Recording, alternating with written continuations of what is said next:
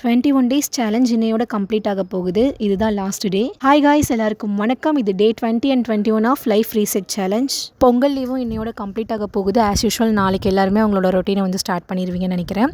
எதுக்காக இந்த 21 டேஸ் நான் சூஸ் பண்ணேன் அப்படிங்கிறத நான் சொல்லிடுறேன். ஸோ இப்போ நம்ம ஒரு ஹேபிட்டை வந்து ஃபாலோ பண்ணுறேன்னு வச்சுக்கோங்களேன். இது வந்து எத்தனை நாள் கொண்டு போவோன்னு கேட்டால் அது கேள்விக்குறி தான். ஓகேங்களா, ஸ்டார்ட் பண்ணிடுவோம். பட் அது கொண்டு போகிறது கஷ்டம். ஒரு 3 நாள் கொண்டு போவோமா, அவ்வளோதான். நானும் 3 நாள் தான், அதுக்கு மேலே தாண்ட மாட்டேன்.